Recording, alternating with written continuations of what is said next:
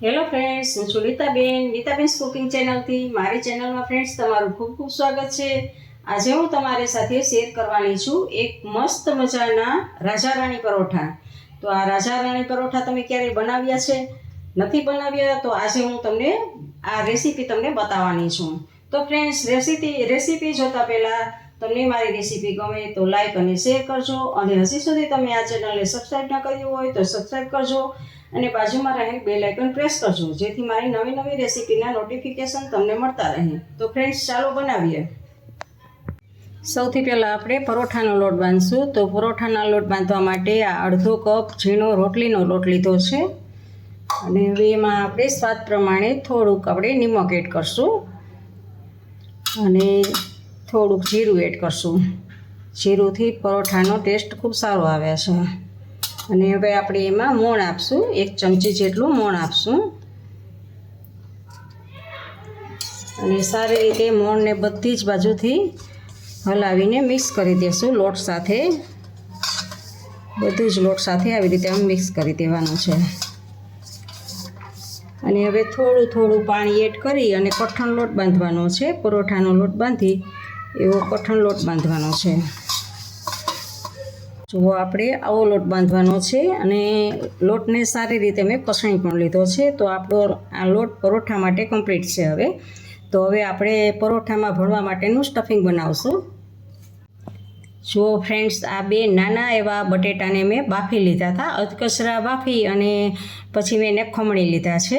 જુઓ, આ એકદમ ખમણી લીધેલા છે. અને આ 1 ચમચી, 1 મોટી ચમચી લીલા ધાણા લીધા છે, અને 1.5 ચમચી જેટલું ગાજર ચીજ ખમણવાની ખમણીથી મેં ખમણી લીધું છે, એટલે એકદમ ઝીણું થઈ ગયું છે. અને આ 1 ચમચી કેપ્સિકમ લીધું છે, અને આ 1 નાની ડુંગળી છે, એને પણ મેં ખમણી લીધી છે, અને કેપ્સિકમને પણ ખમણી લીધું છે. બધું જ ખમણી લીધું છે મેં. અને આને ચીઝવાળી ખમણીથી ખમણ્યું છે, અને આ બીજી ખમણીથી ખમણેલું છે. અને આ તમારા ટેસ્ટ મુજબ તમારે લેવાનું હોય છે. વધતું ઓછું કરો તો પણ કરી શકાય છે. તમારે કોઈ ગાજર થોડું લે, ડુંગળી વધારે લે, કેપ્સિકમ વધારે લે. મેં અહીંયા ડુંગળી ઓછી લીધી છે. હવે આ બધાને આપણે મિક્સ કરી દેવાનું છે. જો આ બધું જ આપણે સારી રીતે હાથથી કરશું એટલે સારી રીતે બધું મિક્સ થઈ જશે.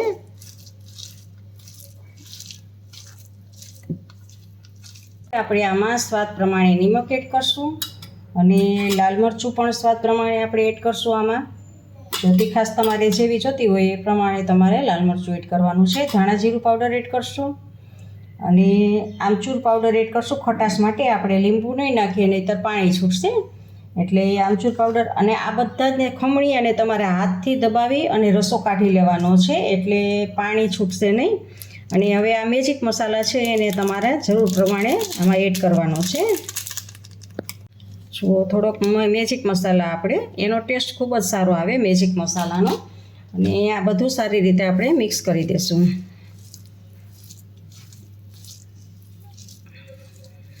જુઓ, આપણું આ સ્ટફિંગ જોતાં જ કેટલું સરસ લાગે છે. તો પરોઠામાં ભરશું અને પરોઠા ખાશું ત્યારે ખૂબ જ સરસ લાગશે ફ્રેન્ડ્સ.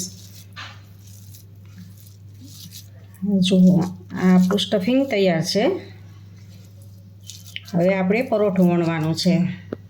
સાવડું ગોયણું લીધું છે. હવે આની પાતળી રોટલી વણવાની છે. આવી રીતે આપણે 2 પાતળી રોટલી વણી લેવાની છે આને. અને બને ત્યાં સુધી આમાં કોરો લોટ લગાવવાનો નથી. જો ના વણાય તો જ કોરો લોટ લગાવવાનો છે. તો ફ્રેન્ડ્સ, મેં અગાઉથી જ આ 2 રોટલી વણી લીધી છે, જેથી પરોઠા વણવા એકદમ ઇઝી થાય.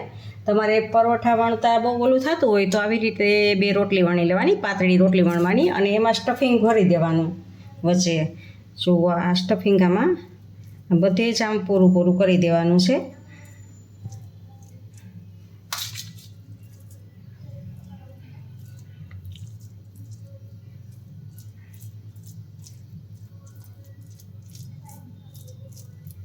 જો આમ બધે લગાવી દેવાનું છે, અને એની ઉપર આપણે આ બીજી રોટલી રાખી દઈશું. એટલે આ પરોઠું વણવું સાવ ઈઝી થઈ જાય. જો તમારે કીધે મસાલો બહાર નીકળી જતો હોય ને એવું હોય તો આ એક ટ્રિક્સ એવી છે કે આવી રીતે પરોઠા વણો તમે, તો તમારો મસાલો, કારણ કે હવે તો ખાલી ઉપર વેલણ ફેરવવાનું જ રહેશે, એટલે પરોઠું તો થઈ ગયું પેક. આપણે ખાલી આમ થોડું આછું વેલણને ફેરવી દેવાનું છે.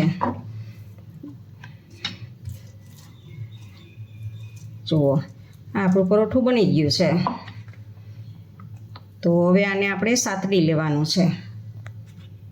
જુઓ ફ્રેન્ડ્સ, પરોઠું સાતડવા માટે આપણે ગેસ ઉપર એક નોનસ્ટિક તવો લઈ લીધો છે અને એને ગરમ થવા માટે પણ મૂકી દીધો છે આપણે. તો હવે એની ઉપર તમે ઓઇલ, બટર કે ઘી કોઈ પણ એપ્લાય કરી શકો છો. તો આપણે આ બટર લીધું છે અત્યારે, અને બટરને એમાં ઓગળવા માટે રાખી દીધું છે અને ફરતી બાજુ ફેલાવી દેવાનું છે. તો બટરથી ટેસ્ટ વધારે સારો આવે છે, પણ ઓઇલ, ઘી કોઈ પણ તમે લઈ શકો છો.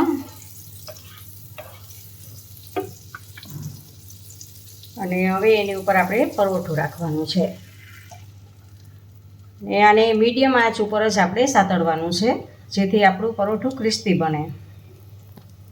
આપણે ગેસને ધીમો કરી દીધો છે અને આપણે એને હવે પલટાવી લઈએ. જુઓ એકદમ ક્રિસ્પી એવું થઈ ગયું છે. અને હવે આપણે એની ઉપર આ બચેલો મસાલો છે, એ બચેલા મસાલાને એની ઉપર આપણે એડ કરશું આવી રીતે આમ. અને ગેસને સાવ ધીમો જ રાખેલો છે. જુઓ આવી રીતે આમ બધે જ. અને જો તમારે આમાં મેયોનીઝ નાખવું હોય તો મેયોનીઝ પણ નાખી શકો છો. અત્યારે આ ટાઈમે આ જે ઉપરના પડ ઉપર આપણે લગાવીએ છીએ એમાં આપણે મેયોનીઝ પણ નાખવું હોય તો નાખી શકાય છે, પણ મેં આ એમને જ કર્યું છે, મેયોનીઝ નથી લગાવ્યું.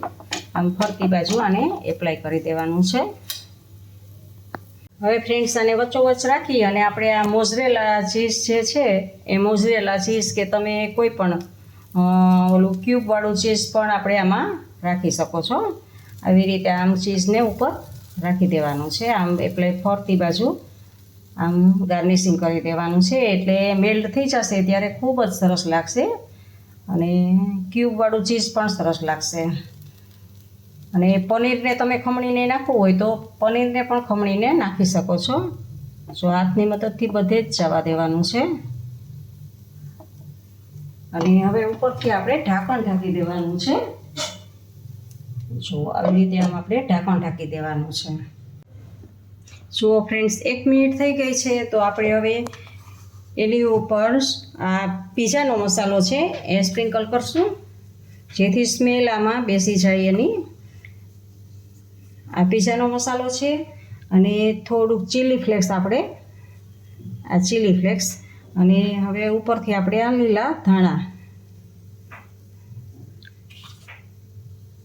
અને પાછું 1 મિનિટ માટે આને થવા દઈએ. ગેસને સાવ આપણે ધીમો જ રાખેલો છે. હવે ફ્રેન્ડ્સ, આપણે 2 મિનિટ થઈ ગઈ છે તો જોઈ લઈએ. નીચેનું પડ આપણે જોવાનું છે.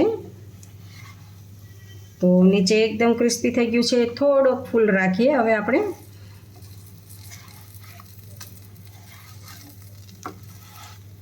અને આમ હલાવતા રહીએ, જેથી આપણે નીચે બટર લીધું છે એ બટર બધું જ એમાં આવી જાય. તો ફ્રેન્ડ્સ, હવે આપણે ગેસને બંધ કરી દઈએ અને એક પ્લેટમાં આપણે સર્વિંગ પ્લેટમાં લઈ લઈએ. તો ફ્રેન્ડ્સ, આપણા રાજા રાણી પરોઠા તૈયાર છે.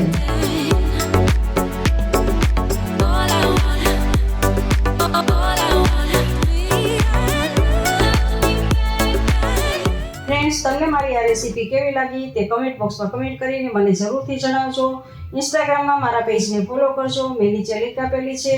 તમને મારી આ રેસીપી ગમે તો લાઈક કરીને તમારા ફેમિલી મેમ્બર્સ અને ગ્રુપમાં શેર કરજો. અને મારી ચેનલને સબસ્ક્રાઈબ કરવાનું ભૂલતા નહીં. આવજો, બાય. ફરી મળીએ નવી રેસીપી સાથે.